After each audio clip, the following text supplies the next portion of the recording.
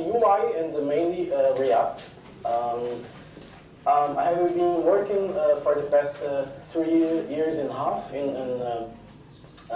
contracting and freelancing in London, UK.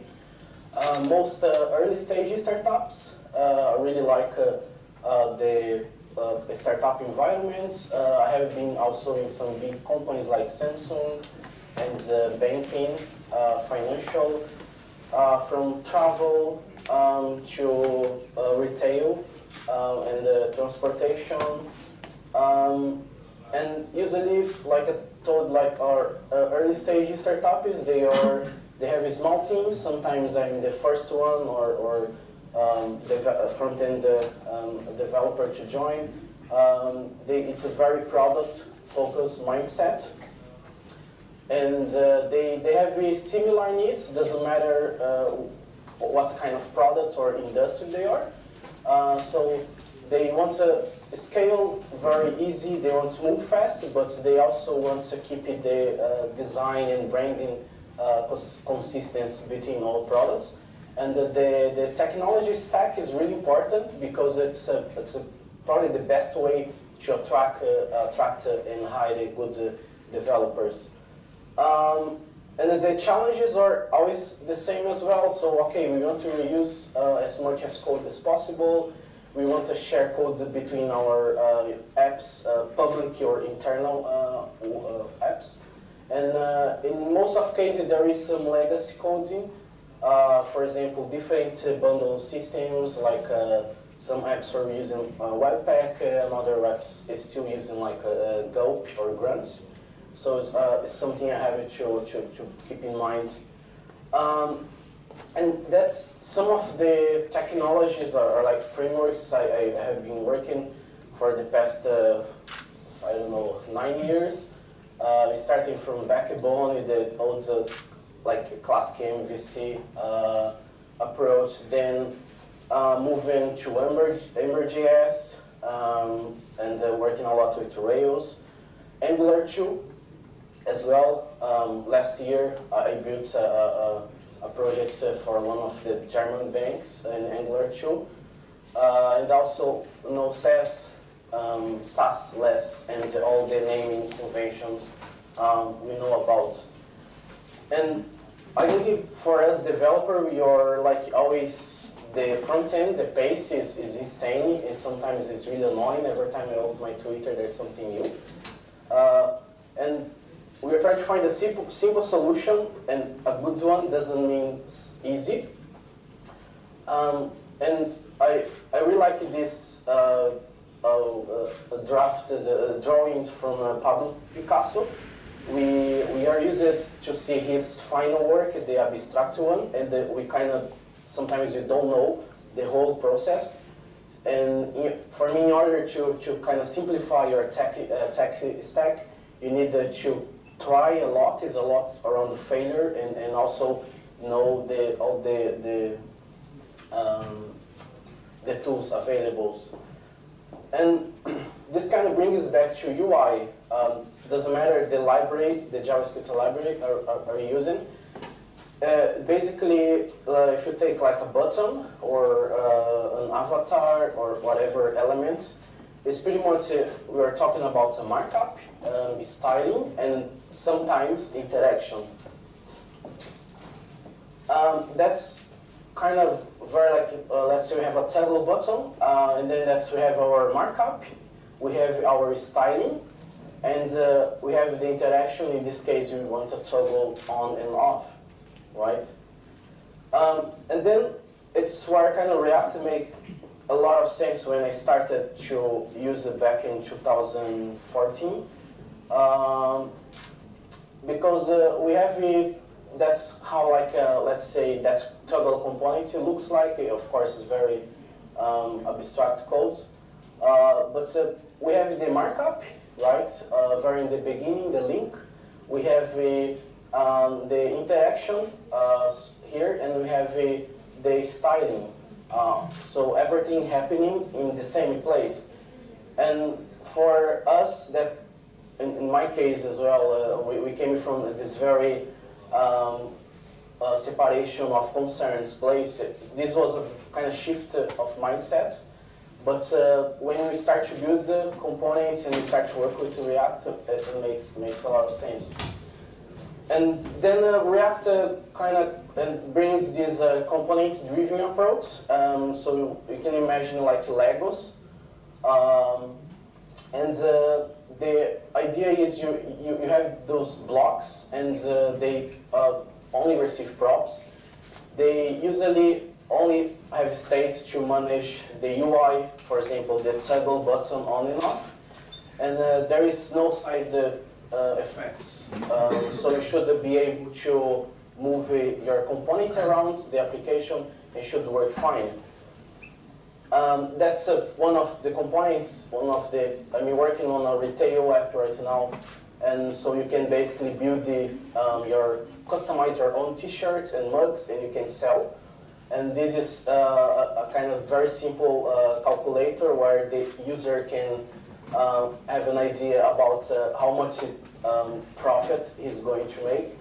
And here, all like those components, so the profit calculator is the big one, and then inside we have all the small blocks, headline, text, tooltip, and so on. So this is used across the whole app. And basically, this component is inside a container that does the request to a GraphQL server, and then return is, and this container pass all the data to the profit calculator.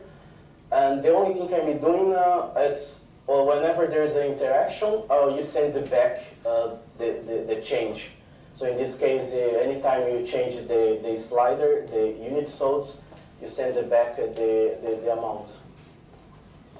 And one of the approaches I have been doing in all startups, try to align with the stakeholders, the designers, UX, is making sure we have a shareable UI model that's going to power all the apps.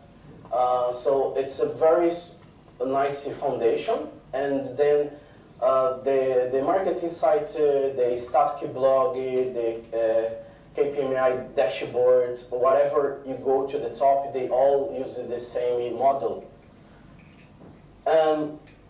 That's when there is a very important aspect that's styling CSS, and then the room gets really hot, the discussions, and it's a very strong opinion. Some people don't like CSS models, some people like Sass, some people hate inline style. And I like this thread from James. Kyle is one of the co-creators of Babel.js, where basically he's saying the problem with CSS discussion is there's a very different ways to use, and of course if you are building a WordPress blog, it's different than a web app. And I think there is this thing around like JavaScript developers, they hate CSS. I don't think. I think at least all the people I talk, we kind of love CSS. We understand the good parts and the bad parts. I love Flexbox. Like we are 2017, I still getting things like, oh, Flexbox not supported.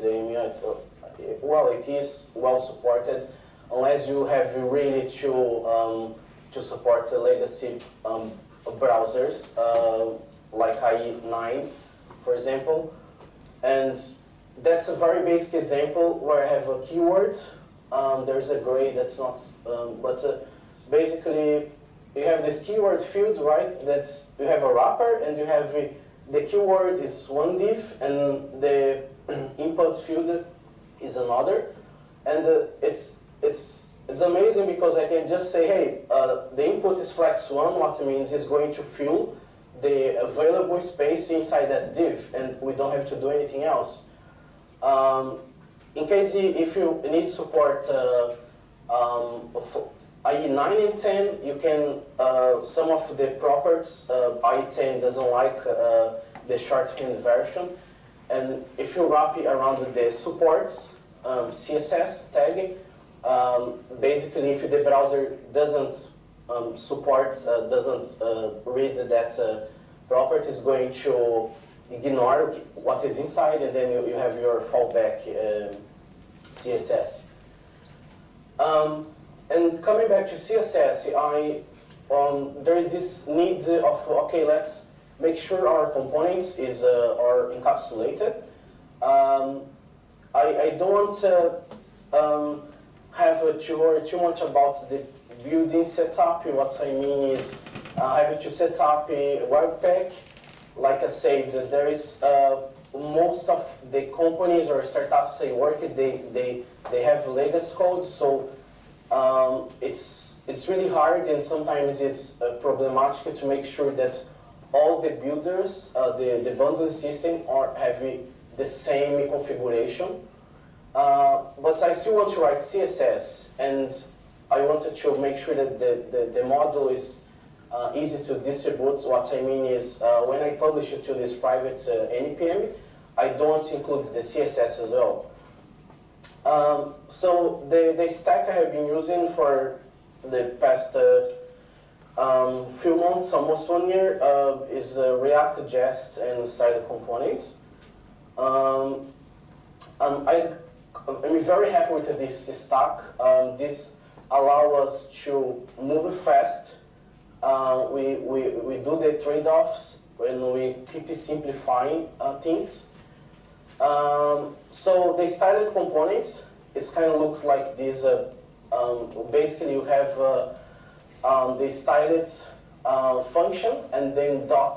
This is the element is going to return the tag, and this is a template string. So I know a lot of developers, they don't like template strings. There are options. If you don't like styled components, you can use Glamour or Fella.js. And then you have the power of the JS objects. What I like about styled components, for example, I have this row that's basically I'm composing from the box, but I'm changing something, and is very. It looks like very simple, but it's very powerful as well. And that's here the thing, the template one, as you can see here, is a native from JavaScript, AS6. It's called tagged template literals. So basically you can pass a function to the template string, and you can do whatever you want inside that template. You have the strings and you have the values, and then you can return what you want. That's basically what styled components is doing in the background.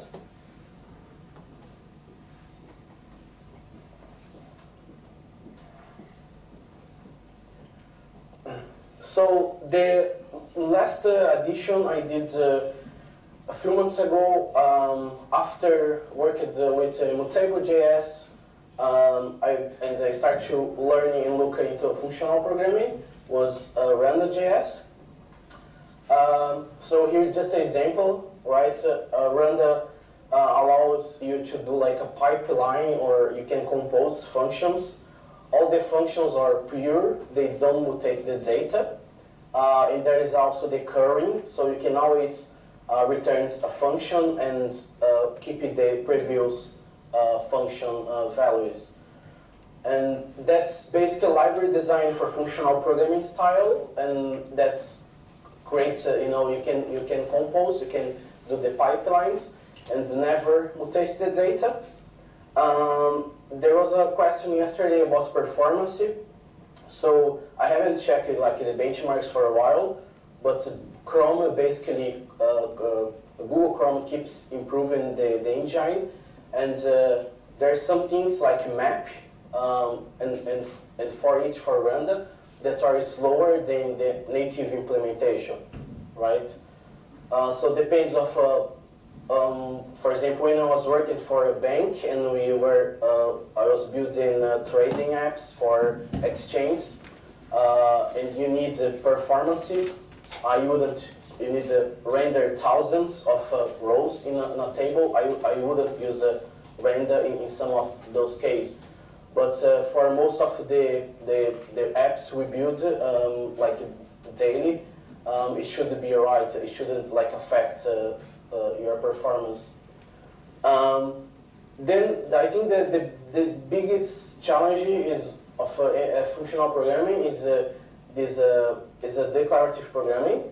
So what it means is when I did my computer science back, I don't know, ages ago, we come from like this very imperative programming where you use operators, logical operators, if-else statements, loops. So that's basically part of our daily, routine as a developer. And that's just a very basic example, like where I have a types that's I want to receive an array of type, and I have in React, I have to describe, right, all the possible types here. And while the difference in declarative, so basically imperative is you're telling the program exactly how it should run the code, where in declarative you say, you give it to the program what he wants, and then but he have to sort it out by itself. And that's the biggest challenge is having this thinking while you are programming. For example, that's an example of a switch case where you can replace that imperative programming with the declarative programming, where I can basically say, hey, those are the conditions, and each one of equals always their functions, and basically we have the same result with much less code, and also because React everything can be a functional, stateless function. You can also do things like going to back. Do things like this, right? So basically, I don't like this approach, but it's possible, right? If you want to compose basically any of those root form field set, they are functional components, and in React you can just compose them and just basically return a form, right? So that's is possible in React. So what does it means to components is that we can reinforce this functional programming style. There is this everything is still like immutable, and also again there is no side effects. So you keep the things really encapsulated. Then one example when you are working with styled components is, for example, I have my props, and then I basically saying, if I pass the flex direction, that's the value for the flex direction. If not, fall back to row. So this becomes like a very standard thinking in styled components. But when we bring it that declarative thinking, we basically can say, okay, that's the prop you need. If not, fall back. There's a lot of things in functional programming. They do pretty much the same. It just feels like a sugar. There isn't like any benefit, but again, is about the mindset. And that's a very basic example with Redux, where you return like when you are mapping the state to your props, and then we can simplify that. Say, hey, just pick those keys from the object.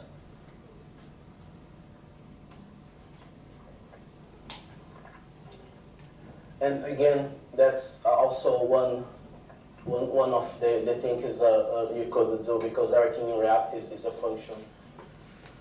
Animation, I like to keep outside, because it can be one talk by itself, but people always ask me about animation.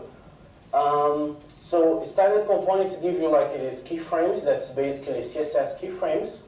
right? And again, inside these templates, literals, and this, yes, you can use the vars. And that's a very basic example, like they call goosey animation, I don't know why. But you can build very powerful animations with CSS keyframing. And my point is, I can tell you this is going to cover 9, of 10 in your work. Of course, there is some cases that keyframes in CSS are not powerful enough. And then if you want sprints, if you want physics in your animation, then you need to use the React motion or any JavaScript library. But most of the cases, the last products I have been working on, you can build very sleek animations with the CSS. And basically, I'm just saying, hey, use this GUI animation from the one you create, the keyframes. Again, unit testing is very important. There is a trade-off we do if you are an early stage startup, you need to deliver your product as quick as possible. The user doesn't care if he has 100% coverage, if it's not working. But we are using JS a lot. Chris Poyer from Facebook did a great job rewriting most of the library and working with the community, to make sure that JS was kind of works nice without too much configuration. And there's the good thing about JS is this snapshot feature, right? That's basically is going to generate a file, .snap, the first time you run. That is exactly how the HTML is going to look like. That's, for me, is very kind of powerful and useful.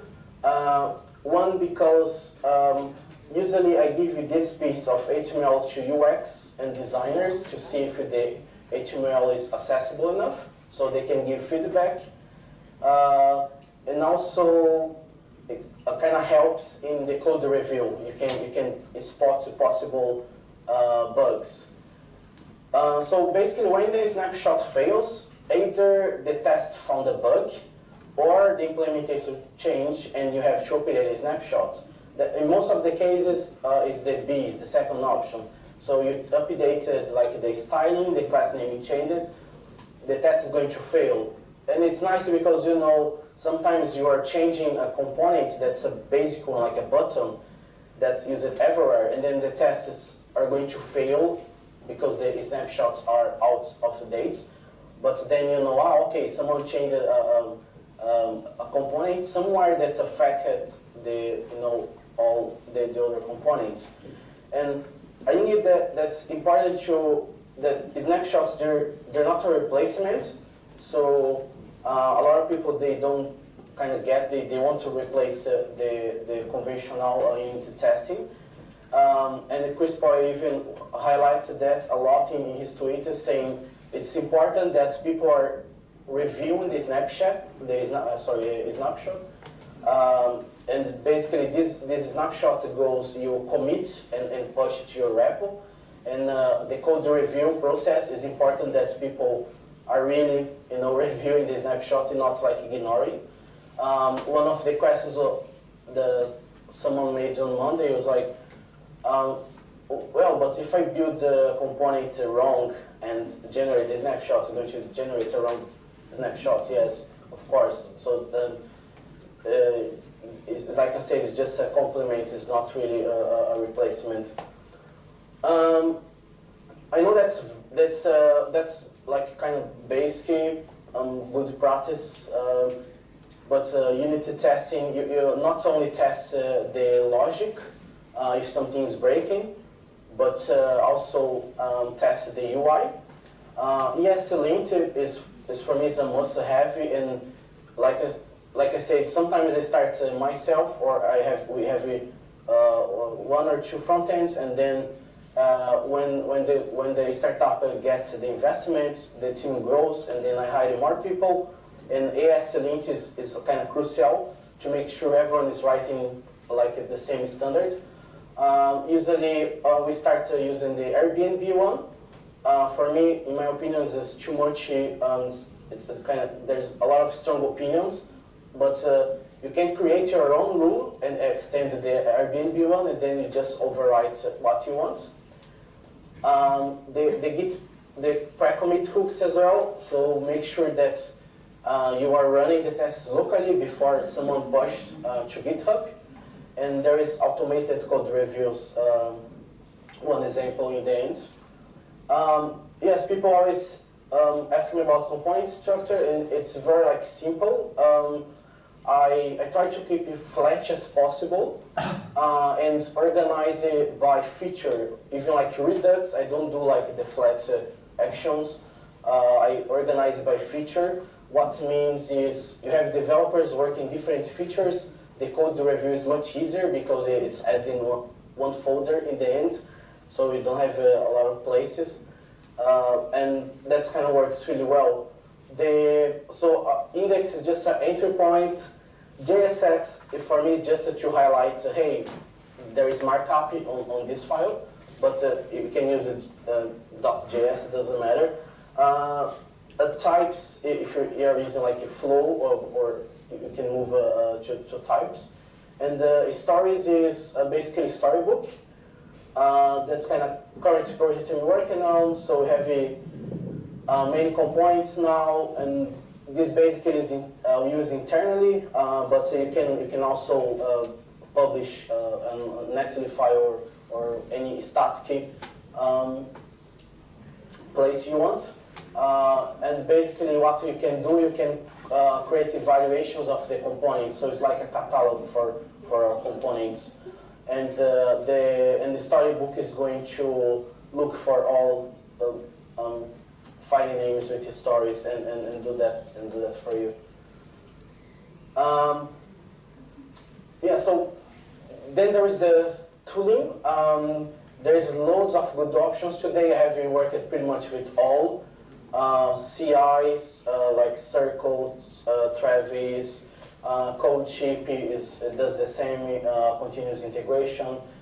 Sentry and Rollbar, they do like track errors. Sentry JS, the library is really good and play very well with React. So whenever you code to run a section, you can log it to Sentry, and then you can just log it and review and see where your app is breaking. CodeClimate does the automated review. So it's every time you create a pull request, it's going to tell you something like quality of your code. It's going to say, hey, we found exactly the same codes in more 3-4 places. What are you going to do? And then you can basically go. There's this kind of button here, and you can say, okay, this is invalid. You are wrong, or this I won't fix, and then you add a comment I'm going to fix later. And then when you go through everything, of course it's kind of manual. I mean, it's automated, but someone needs to kind of approve, and then you approve the build. So it's a very nice tool to work. And what I do every time I keep I'm using GitHub projects or whatever you use. Basically, I have always a place where it's hidden from the stakeholders, from everyone else, with things that I know we need to, at some point we need to come back and look after. So the wrap up is this is not specifically with technology, but so Jason Fried is one of the founders of Basecamp. Everything those guys write they're really good. And I see like a lot of people kind of stuck in the same place, or waiting for someone like I don't know, like Dan or Max or Nick, kind of the big guys to point the direction. I think there is no right direction. So there is a library every day trying to solve a different problem, but you don't have all their problems. So the right stack, the right tools are the ones that are working for you and your team at the moment. And that's important to know the trade-offs, like I told, working in early stage, early products, it's a lot about trade-offs. I saw someone tweeted, I don't know who, about something like programming is 75% decision and 15% typing, and that's it. I mean, sit and program is not the hard bit, but making those trade-offs in order to speed up tomorrow. And I think that's, like I said, I'm very kind of happy with this stack.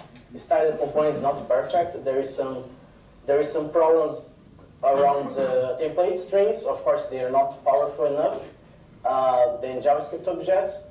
But the trade-off we are doing is still working, and people, we now have more 3 developers working in different parts of the world. And everyone is happy with this stack, so it's really fast to build apps. And that's it.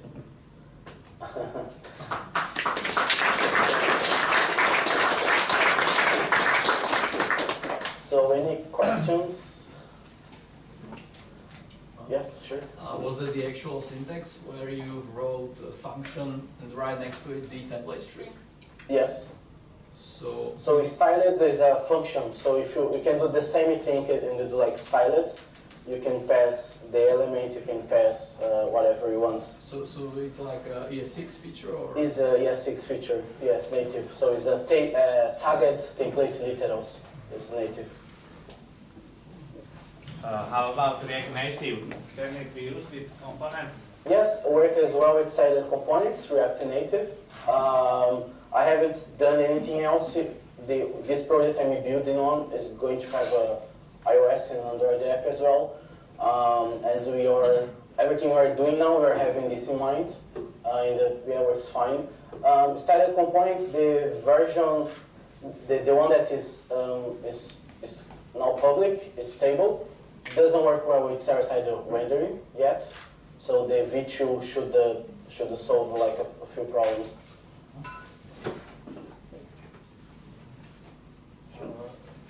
Can I use jest to test the model? Sorry, can you repeat the question? Can I use the jest for like unit testing of the model that is going to be generated? Yes, during the snapshot. There is even in the snapshots. There are people testing it's possible to test the REST API endpoint with snapshots. I saw a few people doing that. GraphQL as well. You can check. There is one implementation to work with the jest for styled components, but it doesn't support the version 2, which is the one, it's still like a kind of beta, is the one I'm using right now. So basically what I wanted to do, I want to be able to see if I pass a no margin prop to a component against if it is going to generate the styling margin 0. So yeah, there isn't really like a kind of good way to do that right now, to assert against styles, but there are people working on it. Yes? What I don't like about styled components is the fact that you can't extract it like the static CSS, and so basically what happens is that you have to, when the page is rendering, you have to wait till the JS that's so basically it can be executed at the same time, because generally browsers can do parse CSS and execute it at the same time. So, and I think this is maybe not major, but it is a performance regression. So what do you think about this, and can it be solved by some plugins or something? Yeah, so like I said, the styled components, there is a trade-off right now. That's is generated and basically runtime. And it doesn't support well server-side rendering, and the version 2 they were working on, they said, the Max said that that's pretty much done. They're working on documentation and new websites is going to address that problem. So you basically, in this case, you would need a server-side rendering in React to not build the styles.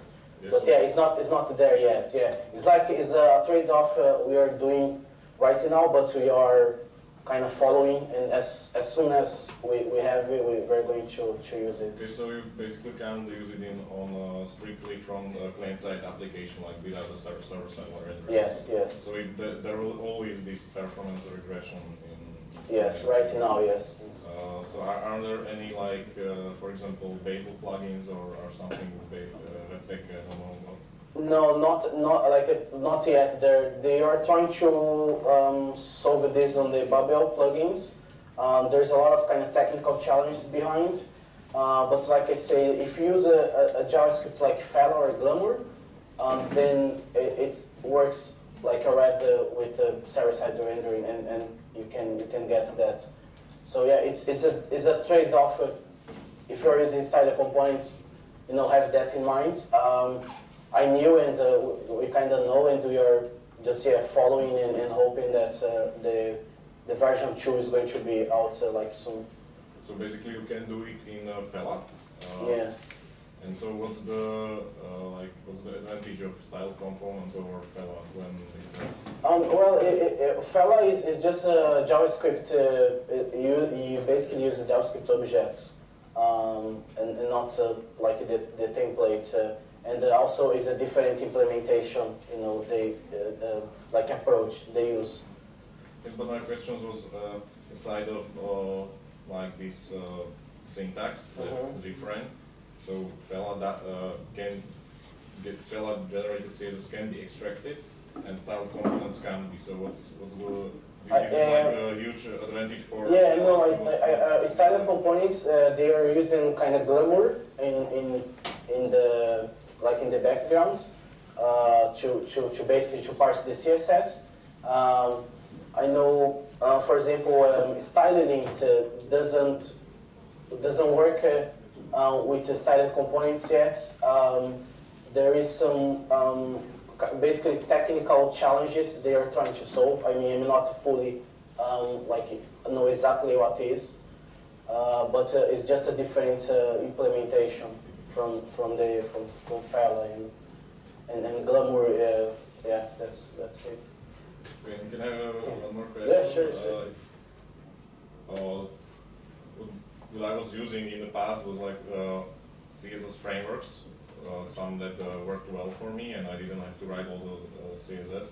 So is there a way to integrate, work to have both CSS framework that does some things and the style components that solve the other? Or, yeah, you can. You don't need to rewrite from scratch. If you have a current React application, you can just install, like, for example, styled components or most of any like CSS in JS library, and you can just start to build the new components with this approach. I still use the CSS models a lot. For example, I kind of enjoy the workflow.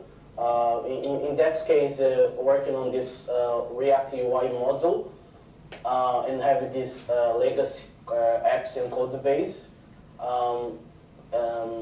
included the CSS file was like a problem. So we had kind of to make a choice, or we go with inline styles like JS objects, or we use styled components. And most of people are like, oh yeah, was a very drastic change going from SAS like CSS models to inline styles, and then styled components was like something in the middle. But you can use it different. Basically, I have to know CSS because I'm not very good at CSS, but I like to use frameworks to solve stuff for me. Yes. So I basically can't can't do it with styled components. I have to write down all the CSS for the component. Yeah, you can.